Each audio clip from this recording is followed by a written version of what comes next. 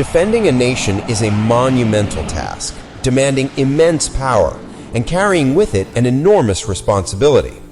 The moment a naval warship, like a massive destroyer, departs its port, the crew on board must dedicate themselves tirelessly to ensure the vessel remains fully operational and ready to provide naval support at all times.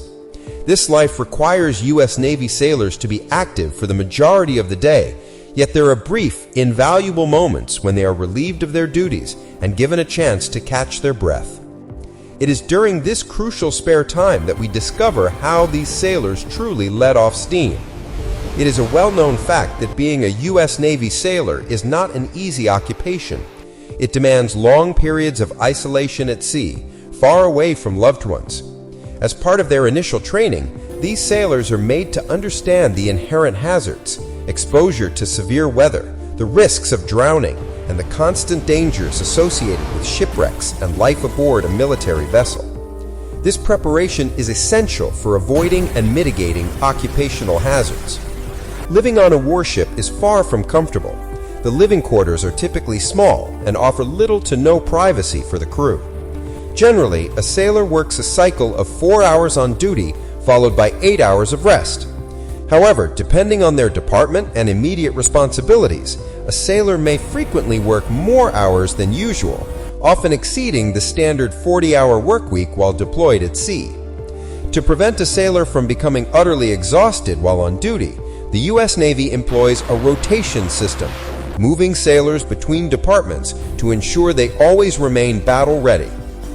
For many of these sailors, their official time off is rarely genuine leisure. They often use this opportunity to catch up on overdue tasks that were impossible during their work hours, such as basic chores like laundry and cleaning their beds or racks. On days when high-tempo military tasks are ongoing, such as an at-sea replenishment or continuous aircraft operations on the flight deck, what should have been around 8 hours of rest can easily be cut down to 3 hours at most. U.S. Navy sailors do not adhere to the standard 40-hour work week that most civilian government officials follow.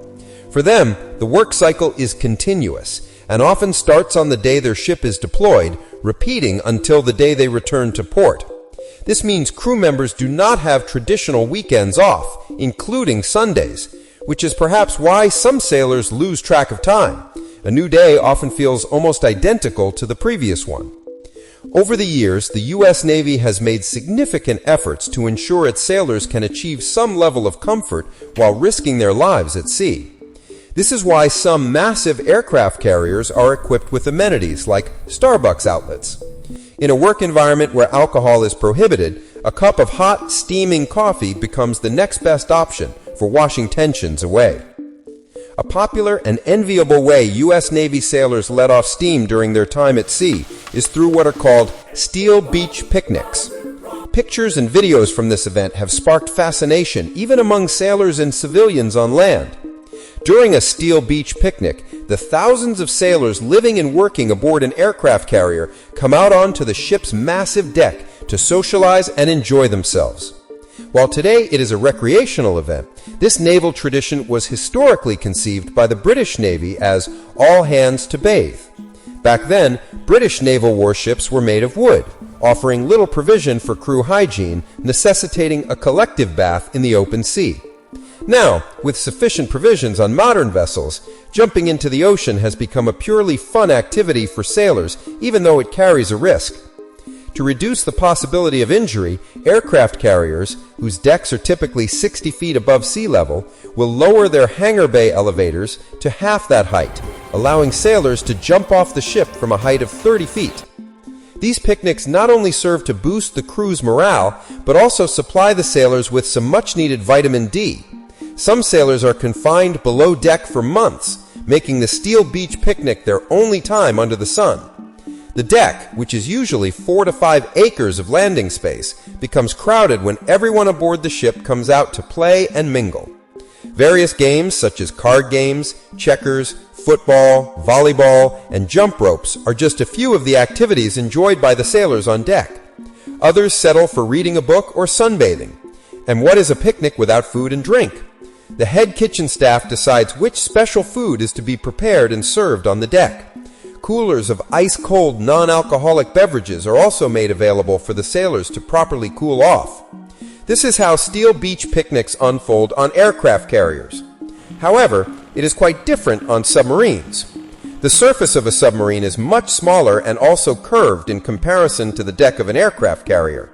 These dimensions leave sailors aboard a submarine with no other choice than to jump off the ship into the ocean for a swim, after which they head back inside for a nice hot meal. When not at a picnic, sailors could also use their breaks to play video games with their peers, study for courses required for promotion, or simply get a tan. Some sailors bring their gaming consoles aboard during deployment so they can play games like Warcraft or Dungeons & Dragons with their fellow sailors. They can also play these games with their loved ones back at home through the power of the internet.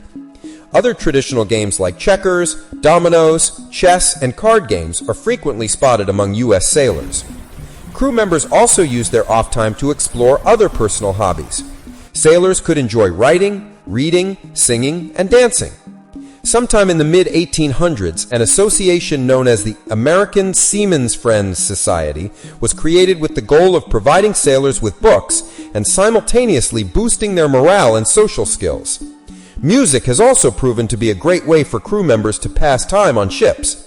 Songs such as sea shanties help sailors while working, and during their off time, sailors could gather round and sing songs or tell tales as a form of entertainment. Those musically inclined among the sailors grab various musical instruments on board and dive into the world of folk or soul music to keep things lively. Those who are more artistic than others often prefer painting artwork or carving wooden parts of the vessel.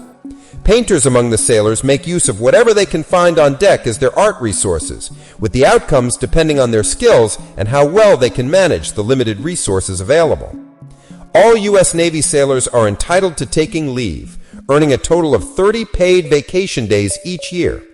To go on leave, a crew member must complete a form known as a chit, which must then be notarized by the next chain of command. Finally, the sailors' leave papers are processed by the personnel department. On special occasions, crew members can borrow some days out of leave they have not yet earned, a practice known among sailors as going in the hole. While not usually supported, it does occasionally happen. Sailors can also go on liberty calls during holidays and weekends. Crew members can spend a maximum of 72 hours within a defined range of a vessel's local area.